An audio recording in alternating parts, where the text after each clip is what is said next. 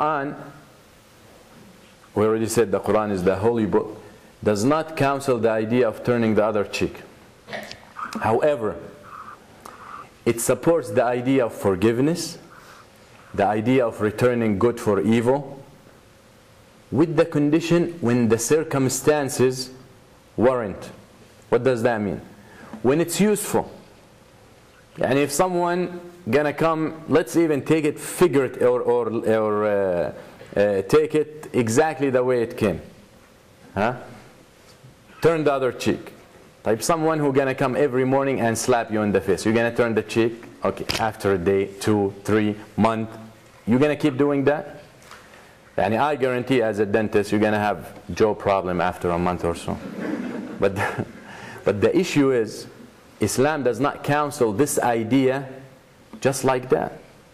Islam say forgive him if he slaps you once, and if he slaps you again, and maybe you even give him a gift. That is if you see potential of him changing. If you can make him a better person. But when you know there is no potential, when you see that this guy been doing this for years and years and years and he doesn't care, then you have to put your foot down. So that is what Islam calls for. Islam says when there is oppression, we have to treat the problem. You see, one of the issues in any religion, that is adultery. Adultery and fornication is not allowed in Islam as well as in any other religion.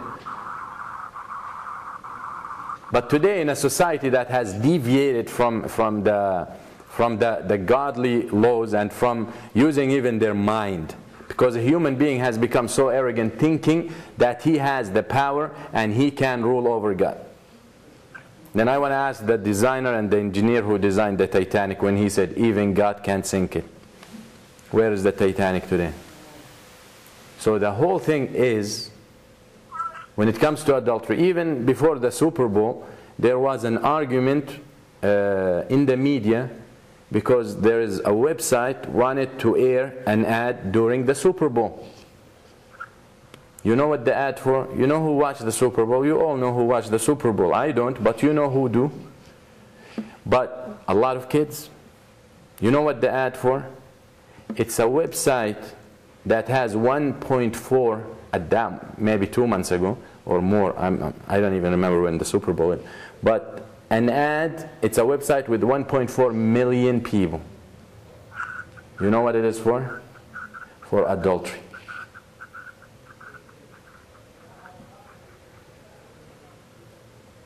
Someone who just wants a night away from his house.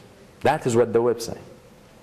And one of their ads, as the CNN describes on their website, one of the ads they tried to air during the Super Bowl is a man and a woman kissing and with intimacy, and excuse my language, but that is the ad. And then at the end they're in bed, and at the end they write, they are married.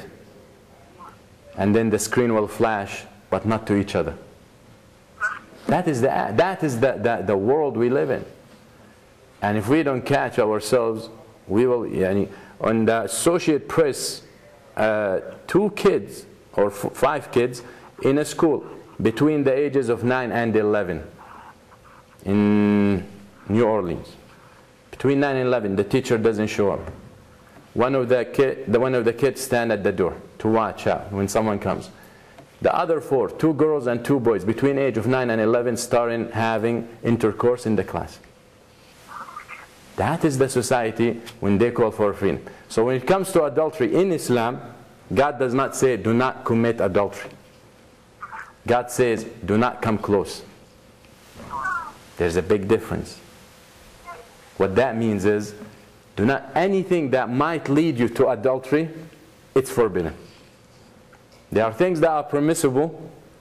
If you do them the right fashion, they will not lead to adultery. The same things, someone with different twisted mentality will lead him, so it becomes forbidden for this person, not for them. So anything that will lead to adultery becomes forbidden. Why I'm mentioning this? Because Islam is a religion of prevention. Islam has solution for problems, but mainly focused on prevention.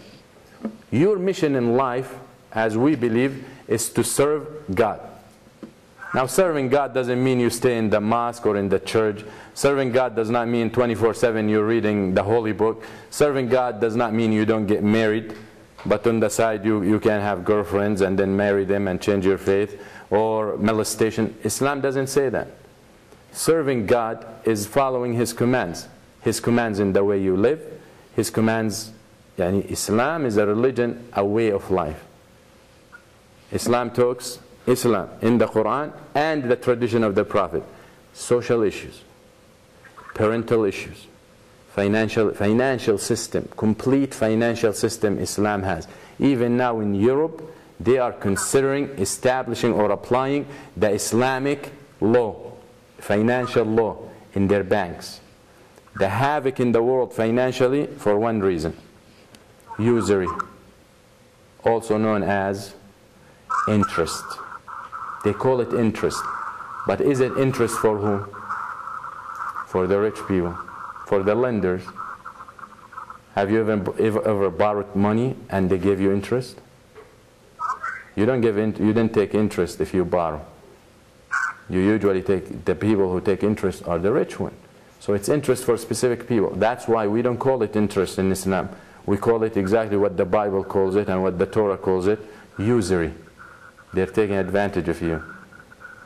So Islam has a whole system. So the main thing, the wealth of America, as